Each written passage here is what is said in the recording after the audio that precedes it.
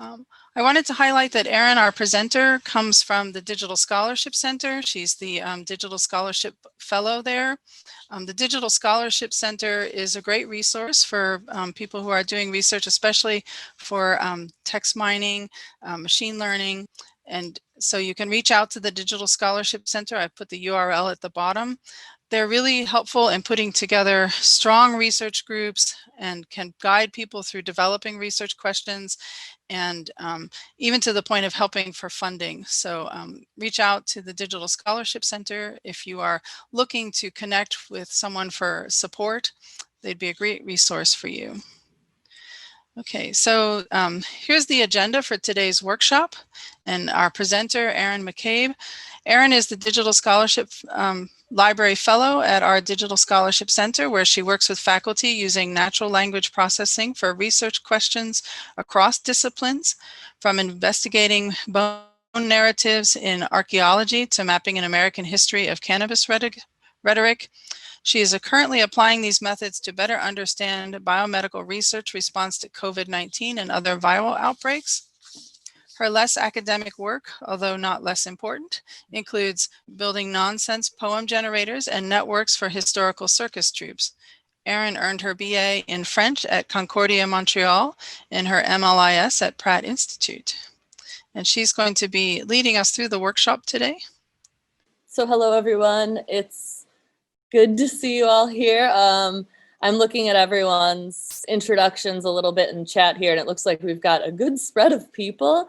I'm going to share my slides, and you can follow those links that are posted on the screen now. I will also post them in the chat. The first one just being slides that I'm going to largely talk from today, and the second being a web-hosted Python notebook that we're going to use a little bit later on as we go through some classification tasks. So, as Amy said, if you have any questions as we go along, if you want to put them in chat. If I don't see it in chat, someone will call my attention to it and we'll get it situated that way. So as Amy said, I'm kind of a French linguistics background, which I just like to call out to put anyone at ease. I'm not a full cyborg. I'm like 15% robot at this point. But so this is our schedule today. We have kind of an ambitious task list, but I'm going to try to at least keep it to these categories. So housekeeping, context, setting, classification tasks with text data. That's going to be our more hands-on component using the web-hosted code notebooks. Then we're going to talk a little bit about topic modeling and leave some time for some actual real-life topic model exploration, so you have a sense of kind of how we use it at the DSC to actually connect to real-life academic research. So I think a kind of necessary place to start is just taking a moment to really locate ourselves and what our tasks are going to be focused on today. So I think this kind of is just a world where a lot of terms get, the bell is really distracting, where a lot of terms kind of get thrown around, and just to kind of locate us a little more specifically, AI is kind of this more umbrella term for any machines using processes that mimic cognitive processes from a human. So that's kind of a broad umbrella term. Machine learning being about computer programs that automatically improve with experience. So experience here being some previous interaction with earlier data or input of some kind that they then learn from. And then NLP, even more narrowly focused, those machine learning computer programs that are focused on understanding human language and text.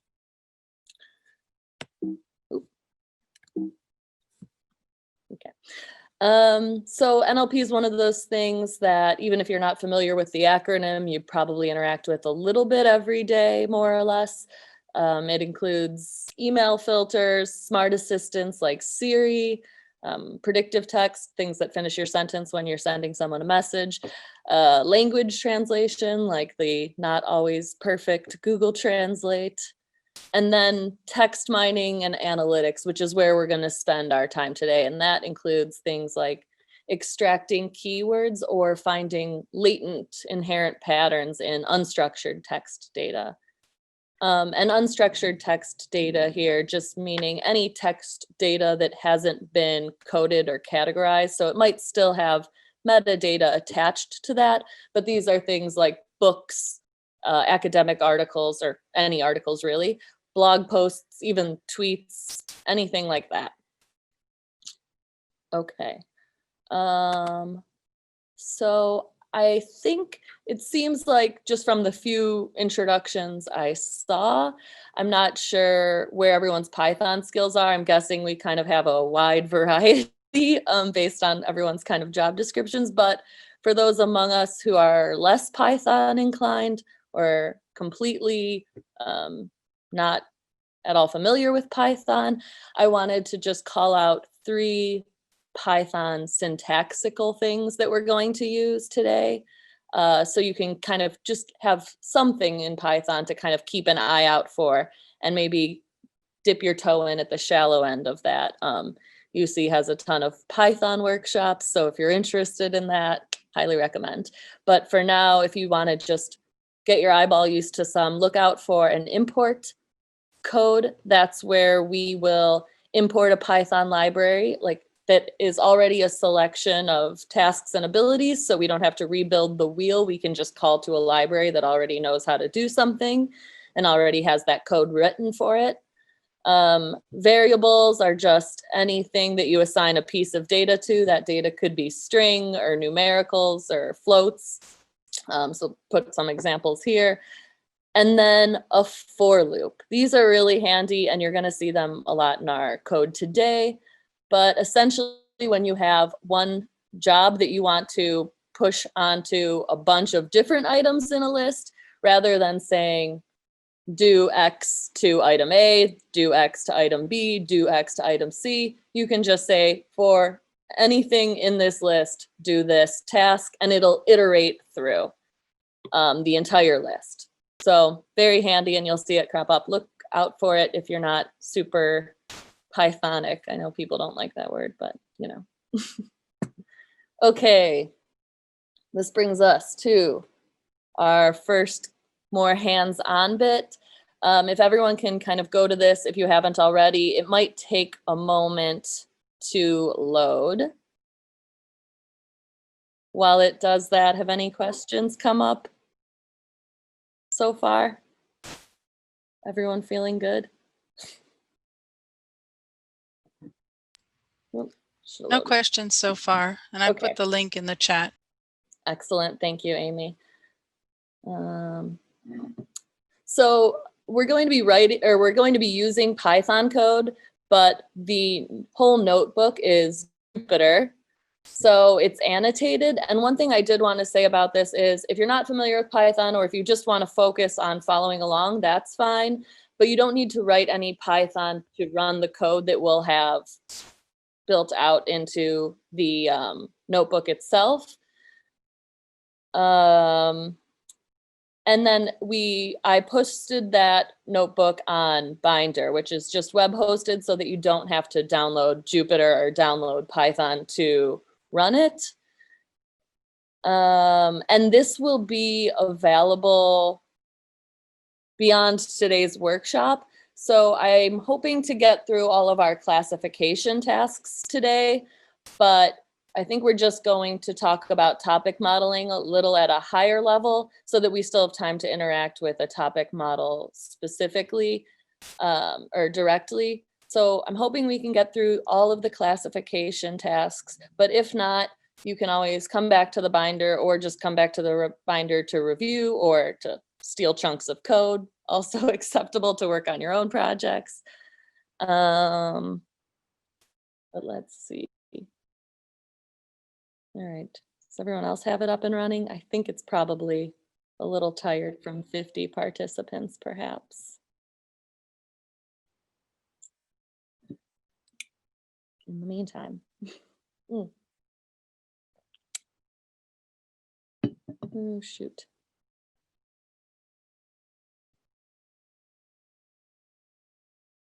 Yeah, I think maybe 50 people is a little heavy for our binder. Oh, success. Okay, that felt like an eternity to me, but we're probably good. Okay, so you should all be landed at, okay, good. Ezra, you're up. Jason, you're up. That seems to be to where we're going.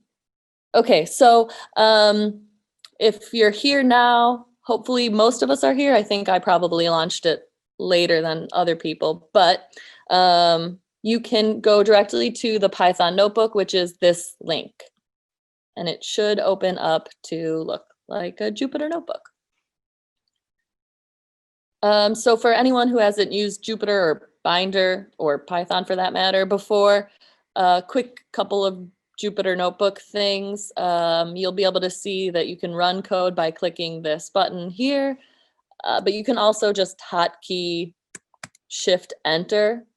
And if you hit Shift Enter down through a cell, it'll push you to the next one if there's just text or an image in there. But if there's code in there, it'll actually run it and then bring you to the next cell.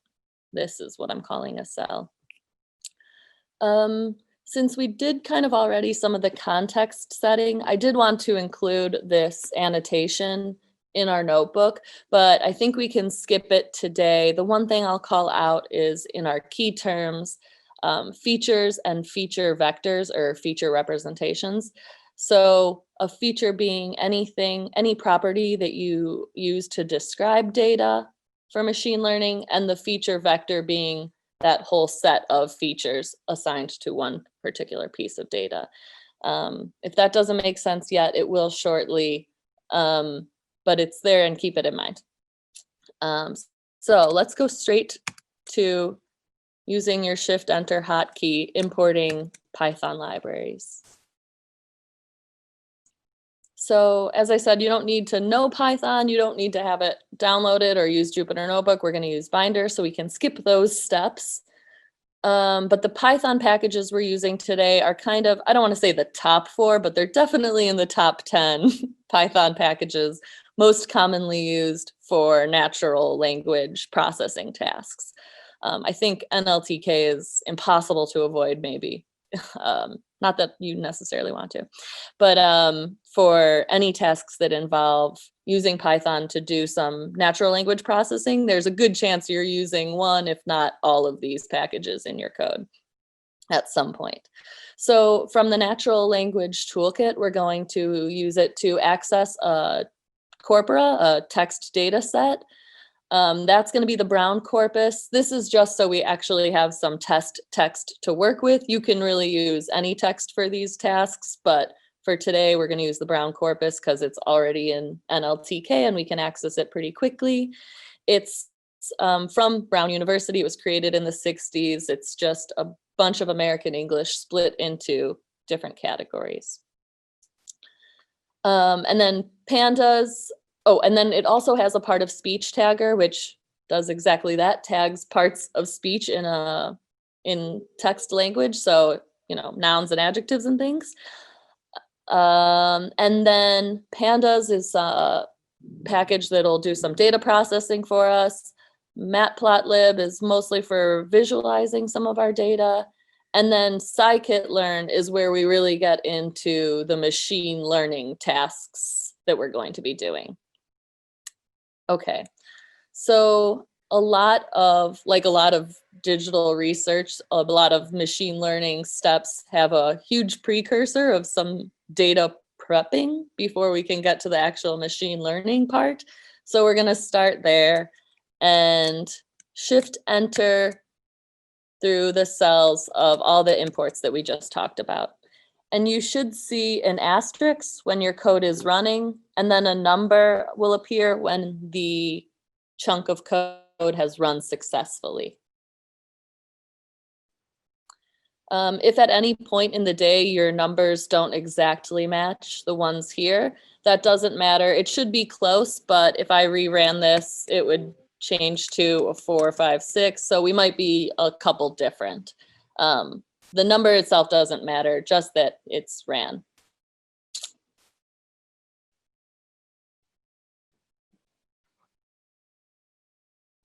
So before we talk about, or before we start some of our data prepping for classification, I want to just talk about what classification actually means. So this is an example that's kind of used a lot when we give introductions to classification, and it's how would you describe apples to a computer, which I think always sounds like a postmodern poem or something. But you have to keep in mind that computers can really only understand numbers, true false binaries, and strings from a predefined set. So here you can see we've got height, width, and mass being kind of numerical values. Round is true, false. And then colors are red, orange, yellow, but those red, orange, yellows are already predefined. So it doesn't matter if it's red, orange, yellow, or ROY, as long as that set has already been decided by you.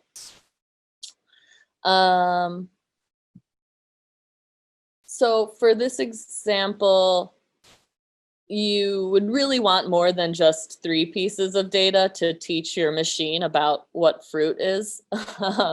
It might not be super useful to just have 1 apple, 1 orange, 1 lemon. That's not enough interaction with what an apple is for your machine to really learn it. But since it's a fairly simple example, let's say we did give our machine a bunch of apples, oranges, and lemons and all of their data, but then we gave it an unknown fruit with just the data points that it could observe. So just the features, just the feature vector of some unknown, unlabeled, unclassified fruit. It would use what it knows about all of its earlier interaction with apples, oranges, and lemons to decide, okay, based on all of the features of apples, oranges, and lemons that I've come across so far, this is most likely an orange, since it's orange and round. So that is kind of the fruit test example of a classification task. It allows you to predict a categorical value where the machine already knows what its options for that category are. So knowing what those options already are makes it a type of supervised machine learning. It's not deciding it's an orange based on its own experience, or based on just anything. It's based on the options you already gave it. So if you gave it, I don't know, a banana, it would probably fail, or maybe it would try to classify it as a lemon, but it's never heard banana label, the banana class before. So it would probably say, I don't know, maybe lemon, or maybe break your code, who knows? So, so now that we kind of have a fruit level understanding of what classification can do, we're going to move that to our actual text and get some code. So the first thing we need to do is access that text data. We need to import that brown corpus. So that first cell from nlt.corpus import brown will let us do that. And then that second is I think our first for loop. So we're going to, for every category in a list of categories from that corpus, we're going to print out the categories, just so we have a sense of what categories we're actually working with today. It's okay, looks like you're kind of average. Mystery, belles lettres. The ones we're going to specifically look at, though, are 2 categories, or 2 types of classification, if you will, from news and romance, with kind of the hypothesis that these will be wildly different corpora so that we can maybe easily classify them. Oh, is someone pinging something? Okay, maybe that's just a different doorbell sound. All right, well, I'll continue, I guess. Or Amy, stop me if that's someone's asking a question. That sounded like a different noise. Sounded like a doorbell, somebody trying to come in. Don't worry. Okay. So since we're just going to be looking at news and romance for this example, we're just going to have two options for our classification process. Is it news? Is it romance? So first we're going to turn all of the news corpora and all of the romance corpora into sentences. And this is just kind of good coding practice, but always kind of take a peek at your data before you start, not before you start working with it, of course, before you start working with it. But I kind of like to do this at every step of my data processing so I don't miss anything and so that I know what it looks like. And just as like kind of a general good rule of thumb to gain a little more intimacy with your data. And it's probably a good thing we did this because these sentences might look different from what you were expecting. There's a data organization here that's kind of wonky. So for Python people out there, they'll recognize these as lists. Any square bracket with items that exist between single parentheses and commas is a list format. So these are essentially lists of words, and each list is one sentence. So this is actually really useful for us though, because it means that we've already have each sentence tokenized. So a lot of times when you're working with text data, you want your language to be tokenized, and typically you would have to do that yourself through some other extra lines of code, some other NLTK built-in processes where I wouldn't say manually, you're not manually doing it necessarily, but you're probably writing additional lines of code to tokenize your language. But this is already done for us in the Brown corpus, or when we access the Brown corpus and use sentence, so we can skip that step. So now we're going to access that Python package pandas. That's what this PD is. That's our panda package.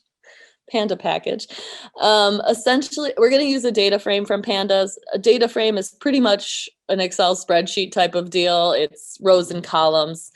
So we're going to make a data frame where we have all of the news sentences, and then we're going to give it the label news. So we're going to make sure each sentence that is news is labeled news, and each sentence that's labeled that is from the romance corpus is labeled romance. And then we're just going to concatenate those two data frames, or those two spreadsheet type of formats, into one, so that we have one whole corpus to look at. So that's what these next ones accomplish. So we've built our data frame variables here, but now we're going to actually take a peek and see what they look like. Again, kind of checking our data at every step of the way. There's a ton of rows. So let's just look at the data frame head. That's the first 5 rows of your data frame. One thing I want to call out here is that the data frame, like kind of a lot of things from the computer science realm, does start at 0 instead of 1. It's good to know, so you don't leave anything out if you call from a list. It does start at 0. So this looks pretty good. We have our list and the label. Our data frame is successful so far. We're going to keep building it out in a little bit. Okay, so the other thing we want to know is just how many of each type of sentence we have. So we're going to count according to that label value. And we can see that we have more news than romance, but roughly 4,500 of each. That's not a huge difference. But we do need to account for it when we get to our classifier. So it's just something to keep in mind. It's definitely not a problem, but we do need to keep it in mind. Okay, so now we have our text mostly prepped, 90% of the way there for machine learning. But the next thing we need to do is moving from like data cleaning and organizing and really start thinking about this in terms of how we would use it to teach a machine about these sentences. So we need to think about our features again. So for apples, oranges, and lemons, this was maybe an easier task. You could say color, weight, is it round? But you can't really use that same feature vector for sentences. You know, a sentence isn't going to be round or red. There's nothing particularly, obvious about what a sentence is. But one thing that you can do is use the part of speech tagger that we had imported earlier. So we're going to specifically look at nouns and adjectives just as kind of, the low-hanging fruit of parts of speech. So we're going to, someone trying to do something? Okay, so we're going to count the number of nouns and adjectives in each sentence and use that count of nouns as a feature. So instead of, an apple being red, we're going to say this news sentence has 10 nouns in it. 10 feels high, but whatever. Okay, so now that we know what our feature vectors are, and your feature vectors really could be, for a sentence, could be a lot of things. You might have other metadata you want to call from. If you know who the author is, that would probably be really useful and an easy way to classify things. Between news and romance, there's probably not a huge lot of overlap. But you can really use a lot of things, but I wanted to use the part of speech tagger today to kind of introduce you to the part of speech tagger, but also to kind of start thinking about how you might think about the important characteristics of human language. So first, we're going to tag all of our sentences in our data frame with the part of speech tagger. And you'll get an error. So hopefully everyone's heart seized up a little bit, just like mine, but that's how I always feel when I get an error message. But after taking a deep breath, I think error messages, especially in Jupyter Notebook or in Python, are super easy to read once you get past the initial shock of it. So I always start looking at like the bottom of my error message, where there's usually a more human readable, less computer science major set of information. And we can see our error here is that a resource wasn't found. And then it tells us exactly what we need to do to obtain the resource and therefore solve our problem. So we need to use the NLTK downloader to obtain the resource that hasn't been found. It looks like maybe a POS tagger was renamed or something. I'm not sure. But we are missing a resource that we need to tag our parts of speech in our sentence, and that is nltk.download average perceptron tagger. So we have already imported NLTK, but we can do that again too. That's not a problem. The only thing I'd say is the carets, for those not familiar with these error messages, that's not a part of it. You just need to copy this. You can Command C it right from the error message, move back to your code, your chunk of code, and Command V, paste it into there, and rerun it, and you'll see success. Awesome. Jimmy Danny had it up ahead of everyone. Gold star, Jimmy. This is usually where I would after I solve a code error, I like to march around my office going, I'm a genius. But we did it, yay. And now you'll get to see what we actually have here. So we printed the first 5 sentences for now that they have these parts of speech tags. And let's see, it looks kind of even crazier than before. So these tags for parts of speech are not, inherently obvious. So we need to kind of take a look at what these labels are. And since the NLTK part of speech tagger uses this pend tag set, we can just ask, here we go. We can just ask what each code means. So I'm going to ask what NNJJ means, and boom, boom, our second error message. So this one, I'm going to give you guys a minute. It's to see if you can figure out where we need to be, how we can fix this error message now that we have error message experiences. I'm going to give you like a little bit.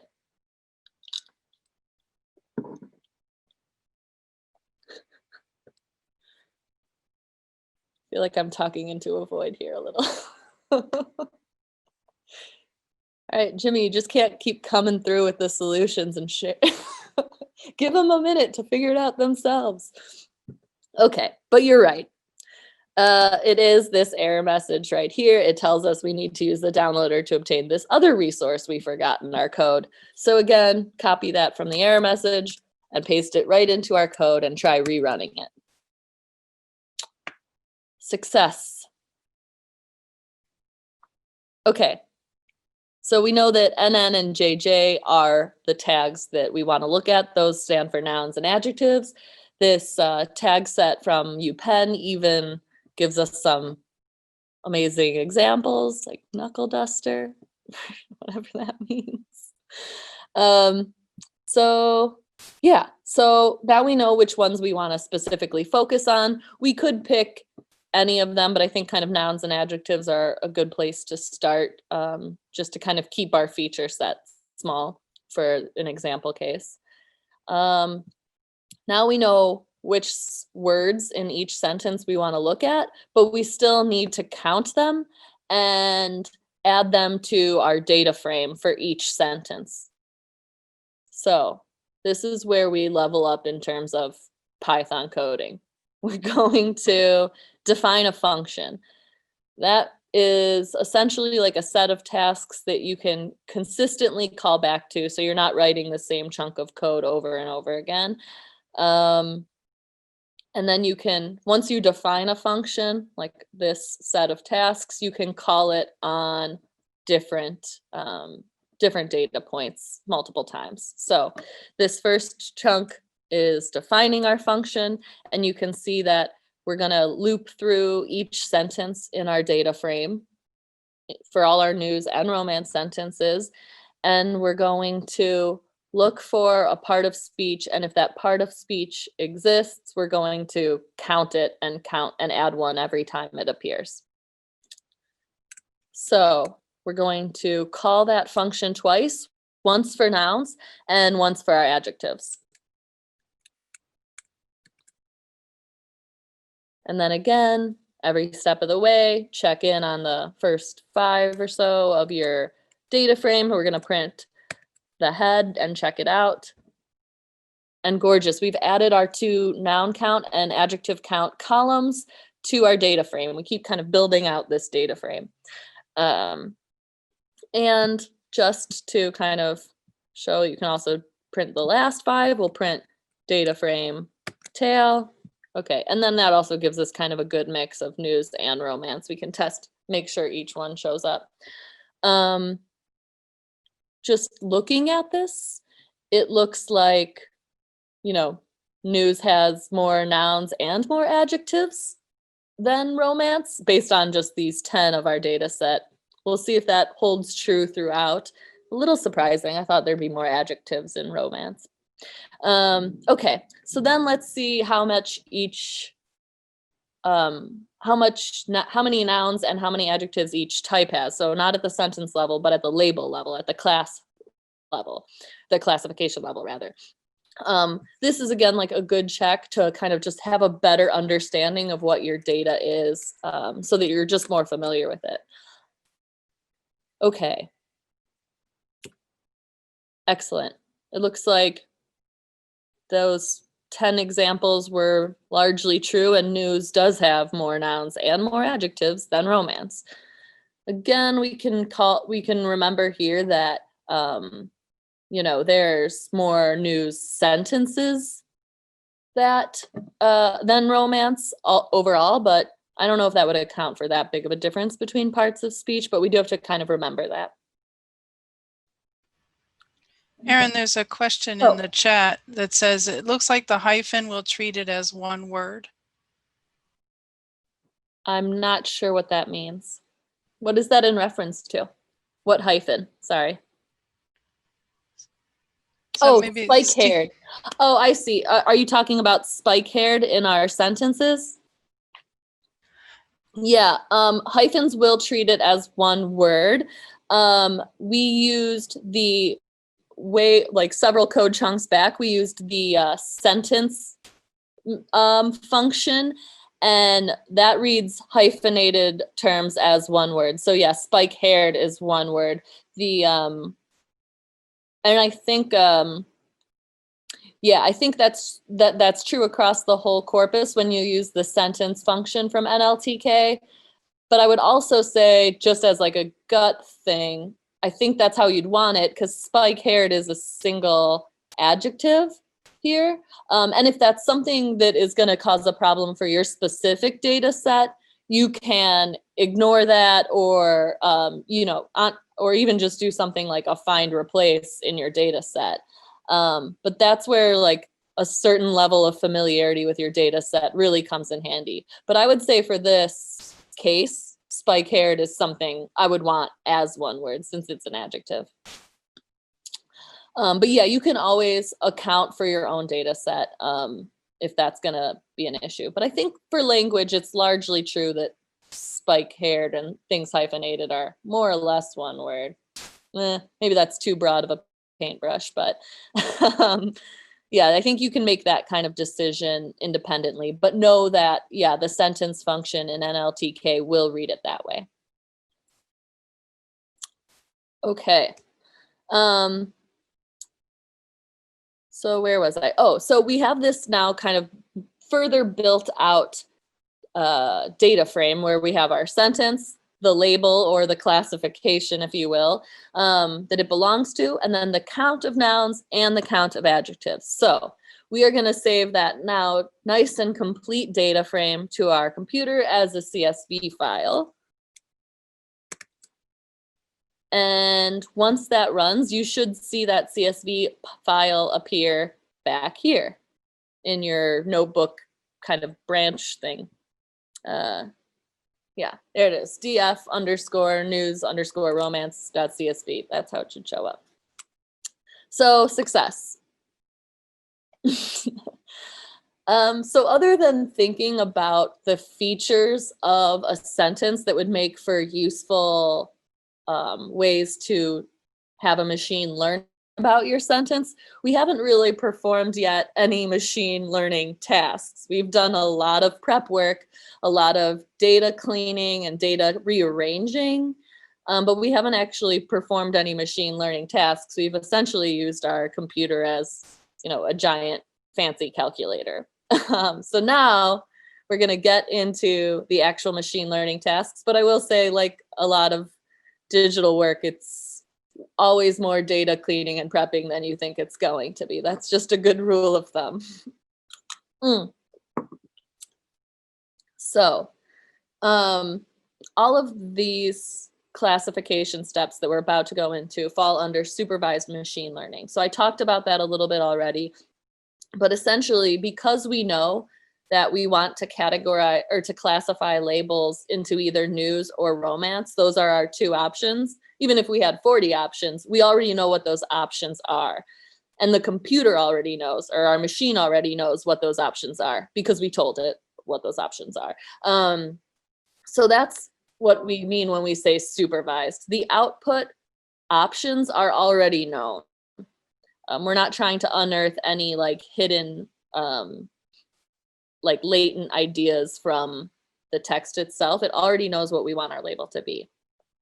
But still, we have to kind of break this down a little further into training and testing steps.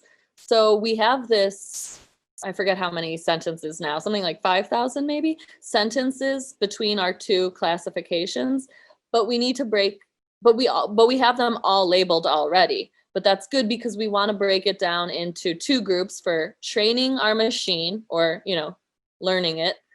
So the training data will be what the machine learns on, and then testing our data.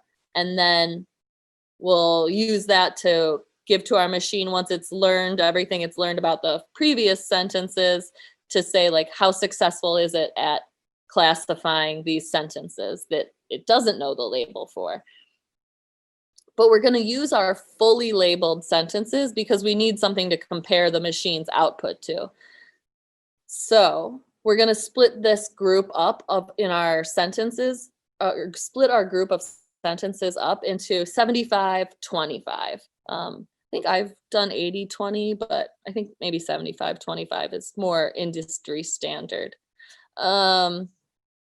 So quiz time. Do we know what our feature vector is for the Brown corpus, or what our features are for the data we're going to be using on?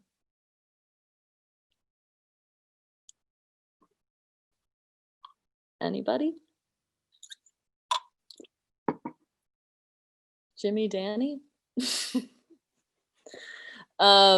Yeah.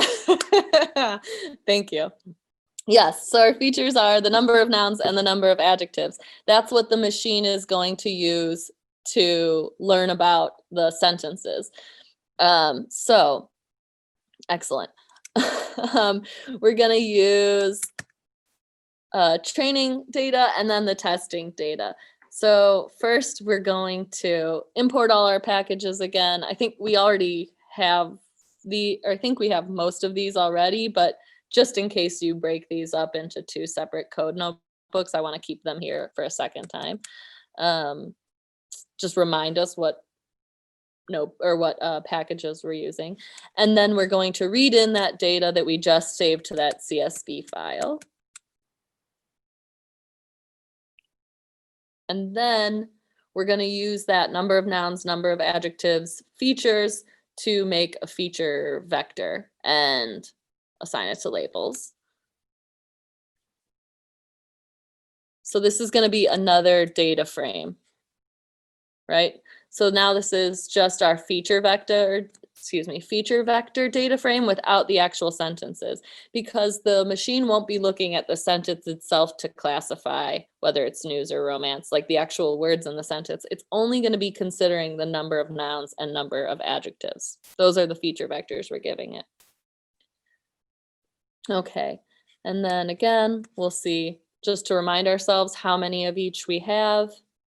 And you can tell that, again, we already knew that we had more news than romance, but it's just good to like remember where you're at here,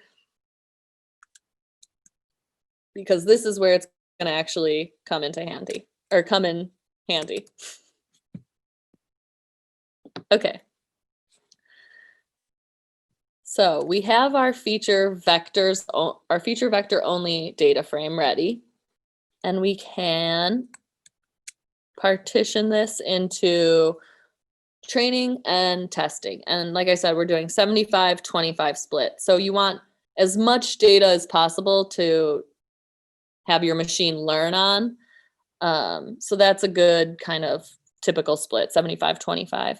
You want to give it as much information as possible. I think there's I like the expression like data hungry, like machines are data hungry. Like they want as much information as possible to really have a good understanding of what it is they're trying to learn.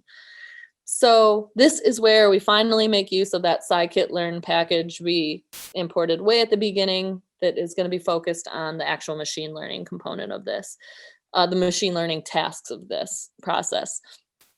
So luckily, again, like scikit-learn, like a lot of things in Python, we already have a package that will split up our data set into test and training stuff. So we are going to use that and split it according to the label, because that's where we need to account for the difference in news and romance. And that's what this stratify is going to let you do. That's just a way to kind of like at a statistical level, kind of equivocate, you get some equivalency between or account for the discrepancy between news and romance. And we set our test size to 25%. And for testing and kind of this iterative, or for when you're still training and testing your classifier, I like to set my random state to a specific number so that we ensure that our like results don't vary across multiple runs. The random state 42 thing, this is my fun fact alert. Does anyone know why 42 is kind of more or less the industry standard for when you're setting a specific random state? Yeah, spot on. Meaning of life from Hitchhiker's Guide to the Galaxy. That's just like a little computer science nerd Easter egg, I guess. I didn't come up with that, but I love that. It's the answer to everything, exactly. But it is, I've seen it across other people's code multiple times, so it is kind of like it's a little bit of a joke, but it is also kind of industry standard. Okay. Did I not run it? I'm sorry, did not run it. Okay, make sure you run it before you can move on.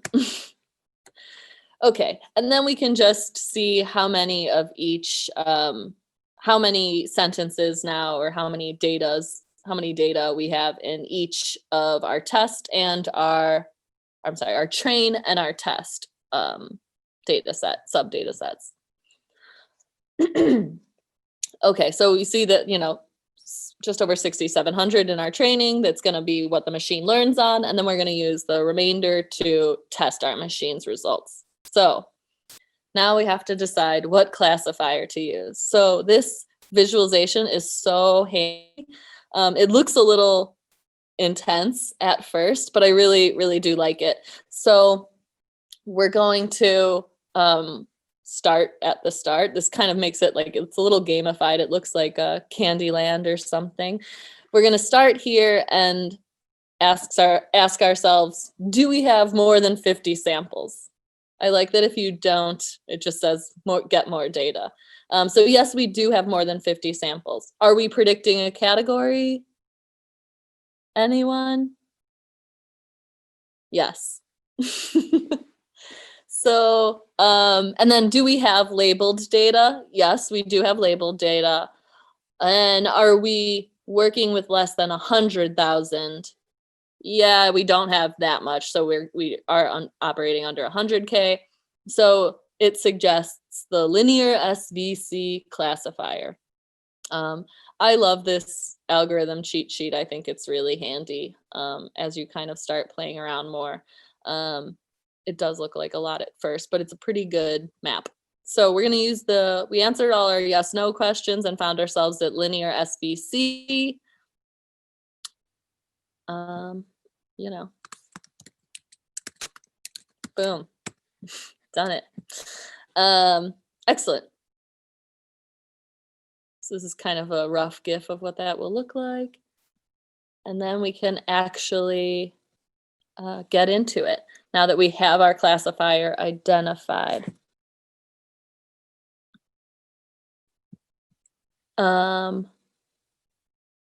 Okay. So, this one clicked out a bit. Okay. So we are going to the classifier already lives in the Scikit learn package. So again, we're just going to import the classifier we want and create an instance of our classifier, our algorithm on our own code.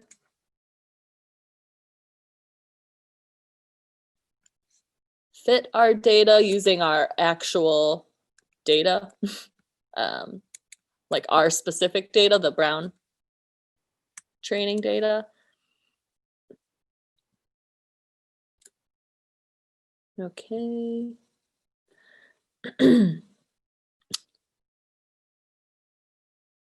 Okay. Then we can kind of see, I think we have like a pretty decent visualization here with the linear CC output. Okay, and then we need to, so now that the machine has learned our training data, the 75% of our sentences that we used to teach it, we're going to see how it does on the remaining 25%. So we know what the remaining 25% is, or we have that information, but the computer isn't, or the machine, the classifier isn't reading the label. It's just making its decision based on our feature vectors, which is the count of nouns and the count of adjectives in that specific piece of data, that specific sentence. So let's see how it does. It predicts it.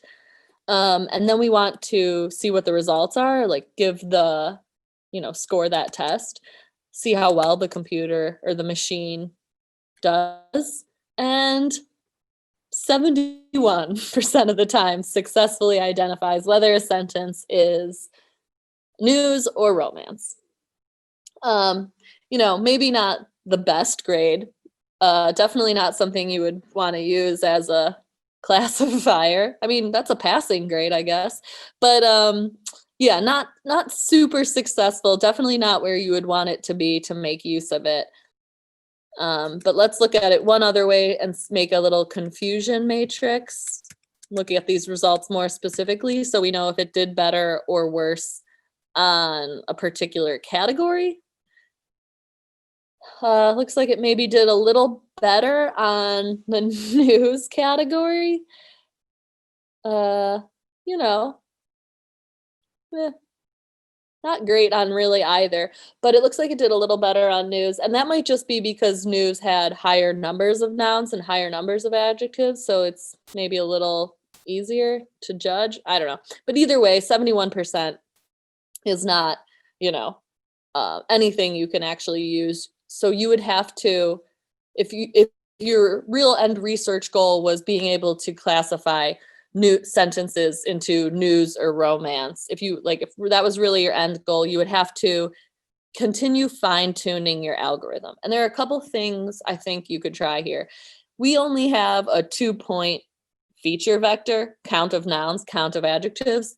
That's probably not enough information about a sentence. One thing we could do is just continuously add more parts of speech using our parts of speech tagger. We want to know how many adverbs, how many proper nouns, how many prepositions. I don't know. We could keep adding parts of speech. And that would probably improve our score. We might get a little higher than 71. But you might also just decide at this point, maybe counts of parts of speech aren't a good way to classify this type of thing. Maybe I want to include some other metadata point or some other feature of my data as well.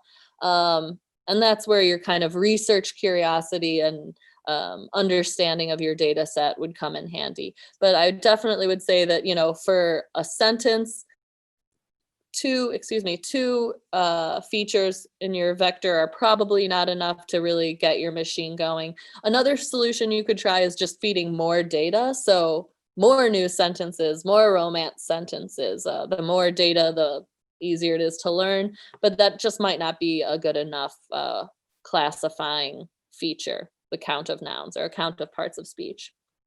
But at least we kind of got through the test and now can understand some of this conceptually anyway, which is definitely a part of the point.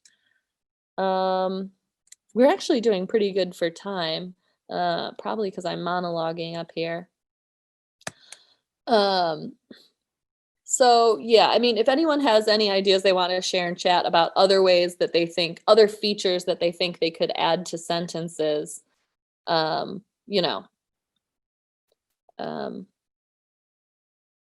free to share in the chat. I'm interested to hear. Parts of speech count is a good way to introduce you to the part of speech tagger, but there's definitely a lot of other options. So share in chat if you have other ideas for how you would categorize or try to classify a sentence based on some feature.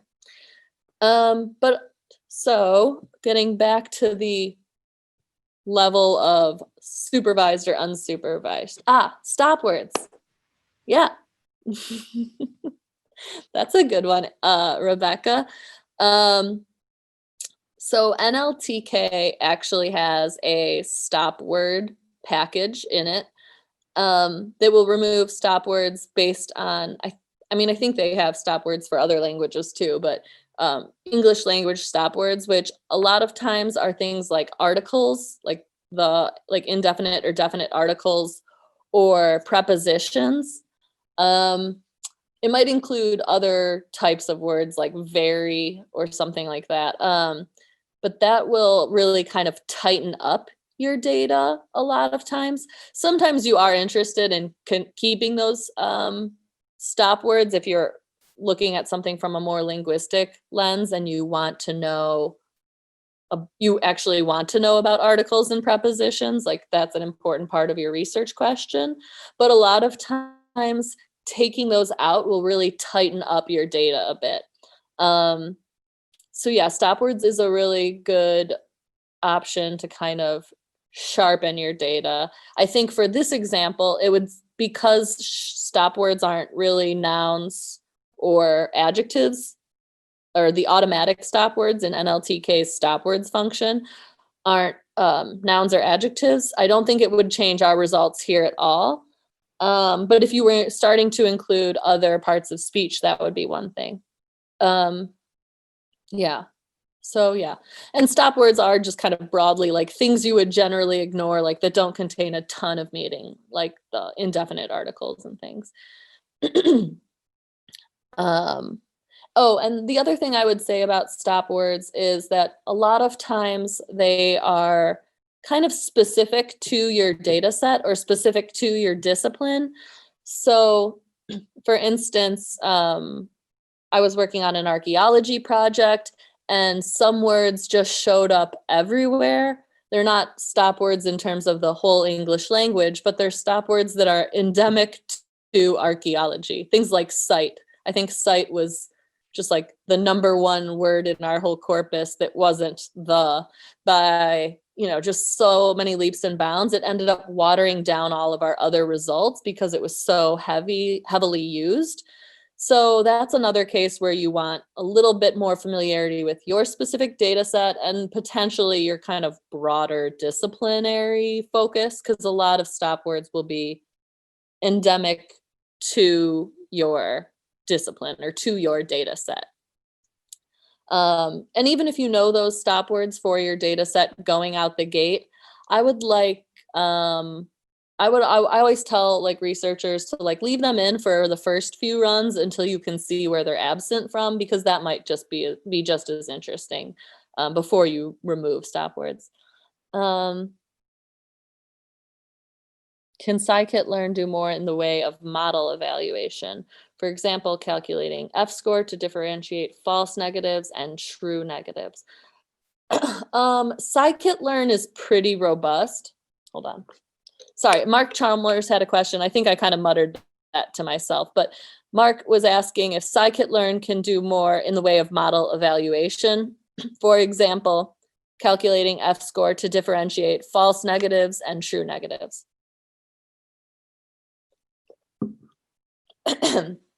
So, sorry, I'm talking a lot. I'm getting a little dry.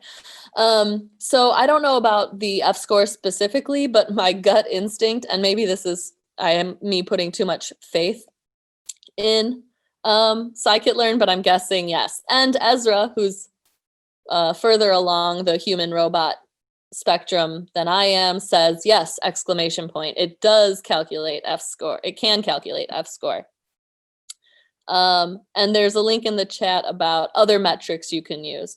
But yes, Scikit-learn's pretty robust. And I think, and this is kind of true about Python writ large, like if it exists in like statistics, it probably has a Python equivalent somewhere that you won't have to write your own code to like score things like that. It's probably in some package somewhere if it's not in Scikit-learn.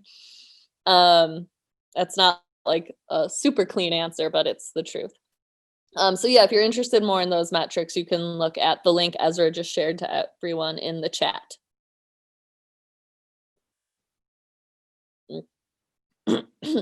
Okay. Let's see, we have an hour left. I think we have some time to get into some of the unsupervised machine learning in the notebook. I'm not sure how much we'll get through before I want to actually just let you interact with the topic modeling visualization more directly.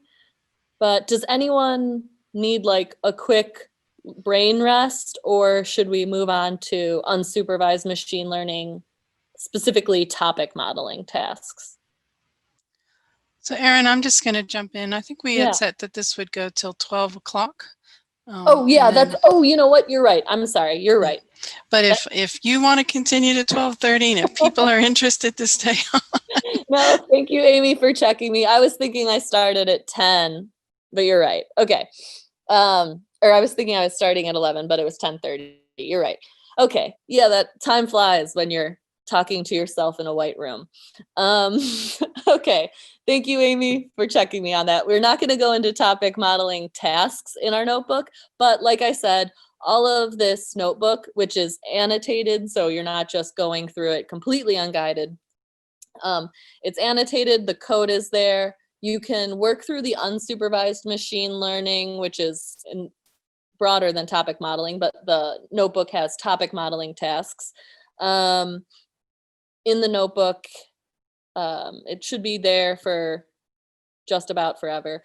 But you can always access the notebook again and create your own instance of it or anything like that.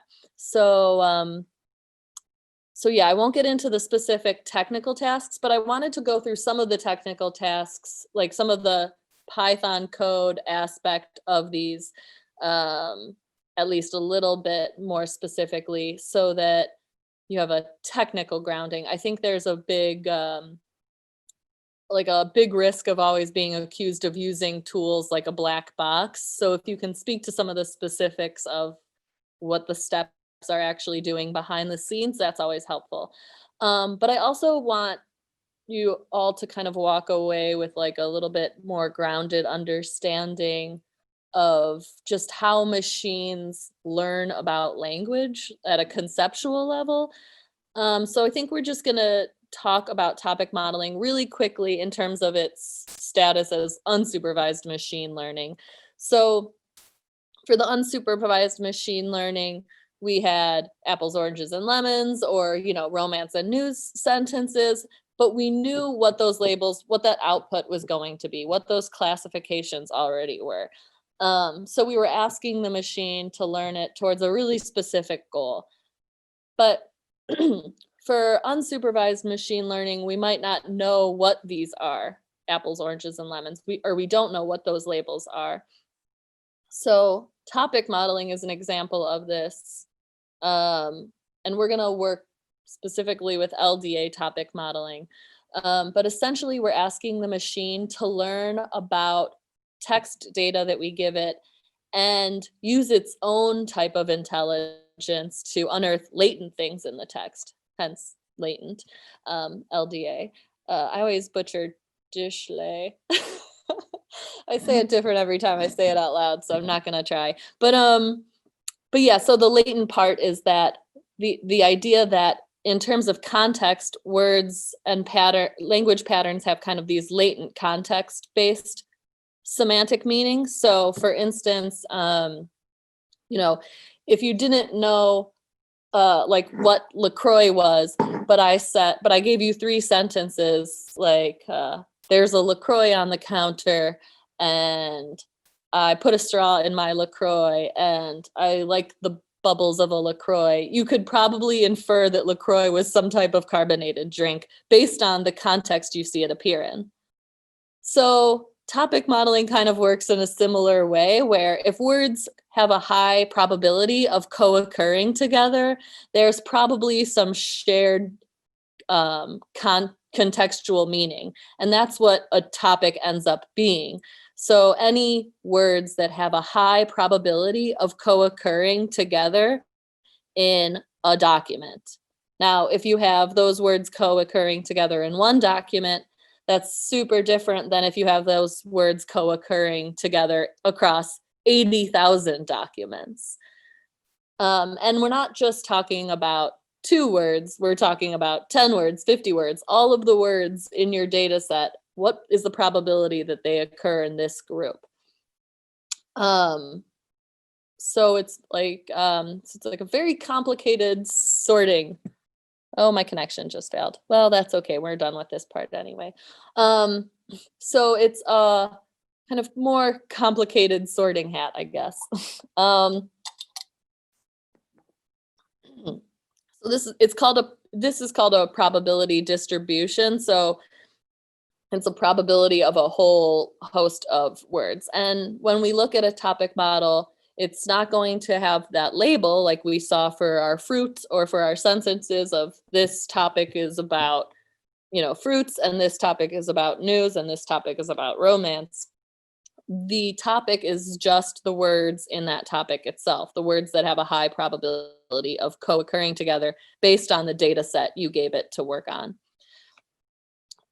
So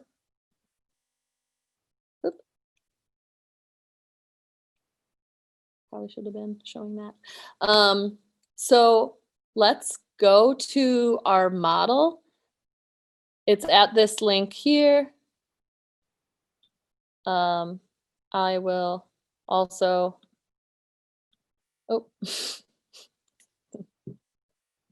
good grief. All right, I won't put the short one in the chat, but I'll put the full one in the chat. That might have actually not worked. Hold on. Okay. Let's try that again.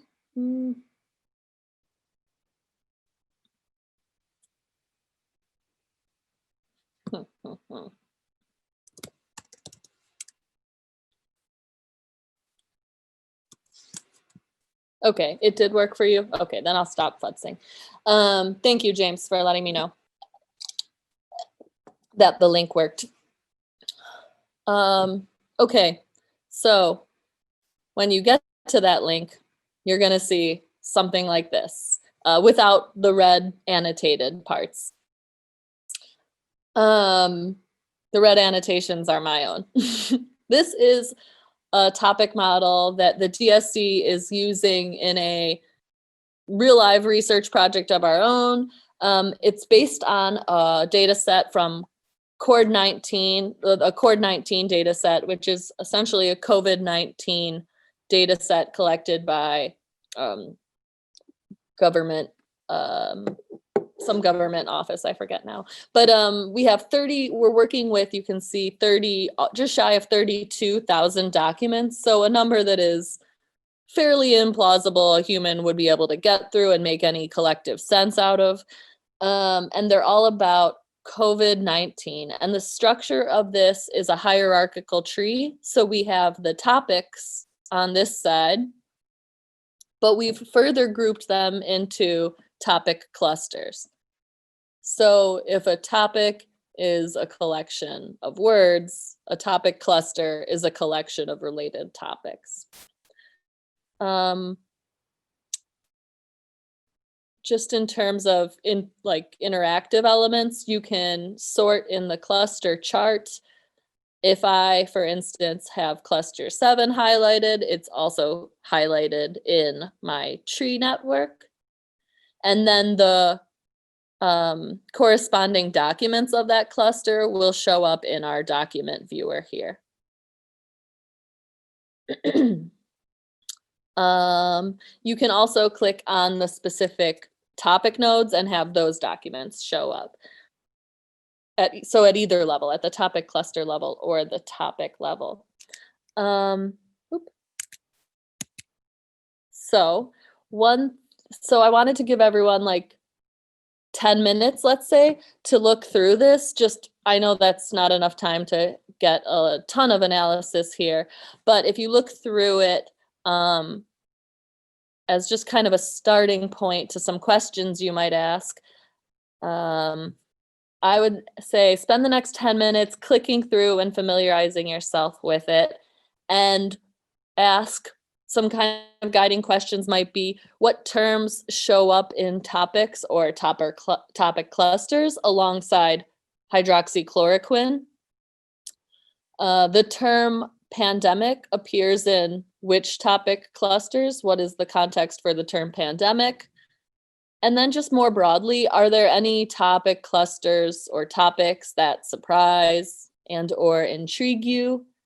If you find one that you think is surprising, look at the documents viewer for that cluster or that topic, and maybe you want to share it with the class today. That would be great. I'm going to give everyone 10 minutes to explore in here.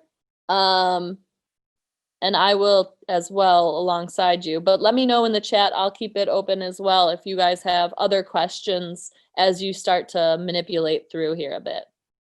Okay, sound good?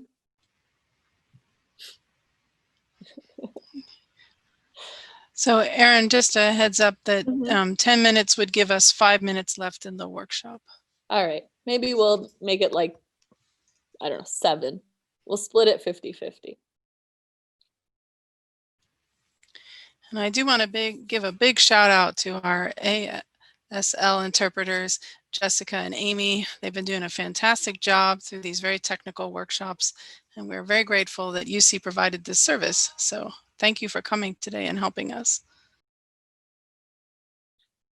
Yes, thank you.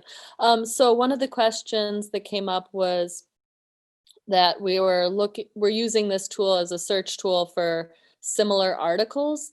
And have we used it to answer some other research questions regarding COVID research? And yes, definitely. Our research around this is really about a whole collection of models, one for a bunch, or for each of a different epidemic or pandemic. And excuse me, and we're kind of seeing what patterns emerge in this epidemic pandemic setting in terms of the research response. And we've found some really interesting patterns. Not at the we're not really focused on the document level at all in that research project. We're really just looking at how the topics interact. And in fact, I can share with you this. Oh, sorry. This view. So this is another visualization of that same model that you're looking at. And one of the things we found was that across kind of all the models, there ends up being something like a triangular shape in terms of how the models interact, or how the topics interact with each other. And that those topics and those topic clusters end up being something like a 3-neighborhood system where we see public health, treatment, and bench science kind of form their own communities.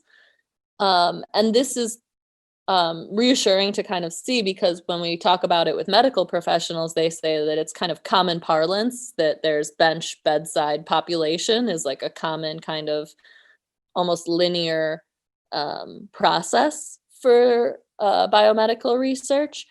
And so we were interested in exploring that the relationship between those 3 components a little deeper, and how they interact with each other, what language they share, what type of research is a part of maybe 2 of these neighborhoods or all of these neighborhoods, and what other kind of topics show up. My favorite little gem of side quest research from that is that we saw hydroxychloroquine cluster. You can kind of see how it forms its own little detour between treatment and public health, and then just kind of drops off altogether. I thought it was really interesting that that detour of hydroxychloroquine is manifested in the research network as well, not just in, the parlance of our times. So yeah, we're asking a lot of kind of different questions like that, and kind of comparing it chronologically across time to other pandemics or other epidemics. Okay, since it's 11:50 and we're kind of rounding things up here, I just wanted to ask did anyone, before we kind of go into closing up shop, did anyone have any particularly intriguing cluster or topic that they saw surface in this topic model that they wanted to call out? Ooh, how does it find the similarity between the documents? How does it consider semantic similarity among the two documents mentioning COVID? The two documents mentioning COVID. So the similarity is not between the documents per se. It's that when you look at a topic and see the documents populated by that topic, that both of those documents or all of these documents feature to some extent that topic. So some more than others, like this med school approach to manage the current COVID-19 crisis, that is highly related to this topic, or it features it at like in the 95th percent. So it's not really finding similarity between documents, it's finding documents that have some presence of a topic or of a cluster, which is almost the same thing. But for instance, if we look like lower on this list at journals that have less of a presence of this topic, or, if we go even lower, this one, it's 50% of this article is made up of terms from this topic, or but that means, another half of the article is going to be somewhere else in these topics.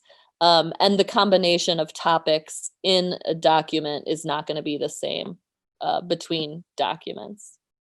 That's a lot of using the word document.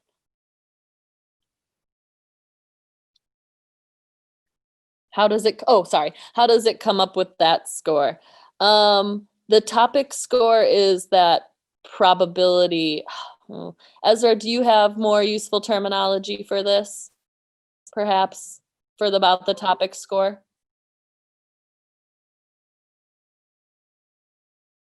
Maybe he's gone. Oh, yes. Thank you.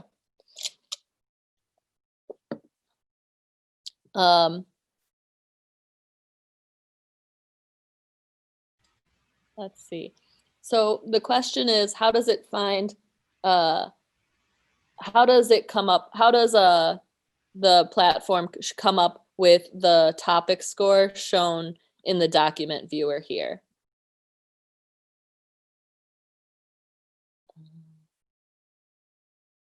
Okay, while Ezra's answering that, I'll answer the other question in that. How does it consider semantic similarity between two documents mentioning COVID? So again, it's not a semantic level exactly. Well, it is. Semantic here just is really determined by co-occurrence in a document. So these words have a certain probability of co-occurring in a document given the 31,000 documents we're looking at. So it's just when terms have have a high probability of showing up in a high number of documents in our data set.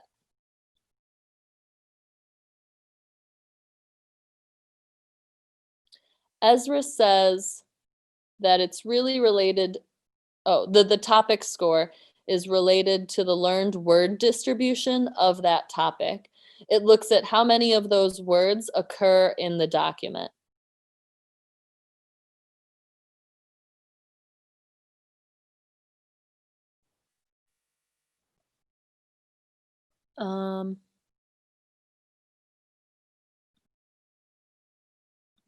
Okay, just because we have the last little bit left, please continue writing in the chat if you have questions or comments about really anything we've talked about today, or about the topic model interactive visualization. But I just wanted to make sure I got this up, excuse me, this up as well before we closed things out for the day. So I'm hoping that you got something good out of this. Our tasks for the day, we're learning about classification and topic modeling. I think we did a pretty good job of that, pretty thorough on the classification, but you can always go back to the topic modeling code in the Jupyter Notebook. For the classification task, we accessed Corpora and we prepared all our data for the ML tasks. That's always going to be a big chunk of the work. We built a text classifier for sentence categorization with Scikit-learn. We explored our topic model interactively. And then this is kind of my higher falutin goal for everyone, but getting a more kind of conceptual understanding of how machines learn about language. I think once that's kind of more firmly grounded in your head, it's easier to kind of pivot between different machine learning tasks too. And I also hope that you have a sense of how this might be applied to real life academic research or real life questions as well. I have just a short list of resources. There's an infinity of them out there in the universe. So, you know, I didn't want to totally overwhelm you, but I've been really into Lena Voita's GitHub hosted NLP course lately. I think it's really well done. So that's definitely worth checking out if you want to get more information on that. And yeah, as Amy said, you can always email us. I have my direct email on the first slide here, but also you can just ask data at uc.edu if you want to talk more in detail about either our platform or NLP or any of that good stuff. Just let us know. Okay. Boom. 3 minutes to spare. Just because you have to, I think it's like requisite to put a comic in your slideshows. This is what I think of when people ask me what I do for a living. But thank you everyone for coming and asking your questions. Please do let me know or let us know if you get lost in my Jupyter Notebook somewhere. Oh, the last thing I wanted to say is some of that Jupyter Notebook code I really owe to the Grad Center CUNY project and some of their workshops. So quick shout out so that I'm a good librarian and cite my sources. Okay, so thank you, Erin. I'm going to go ahead and take over the screen sharing and get the slide up. So again, really great workshop today. Thank you so much to the interpreters, Amy and Jessica, for doing that. And also to the moderators, Mark and Ezra, who were answering questions, and to Rebecca, who was tweeting about the session. We're going to take a break now so you can all get some lunch. The Zoom meeting will open up pretty soon, so if you want to go into the Zoom and hang out, that's fine, but we're going to start the actual rest of the day's programming at 1:30, and it's going to be a really great session. Glenn Reichert's going to be giving the keynote, and then we're going to have an interactive panel to talk about what comes up in the keynote. So I really hope you can join us for the rest of the afternoon.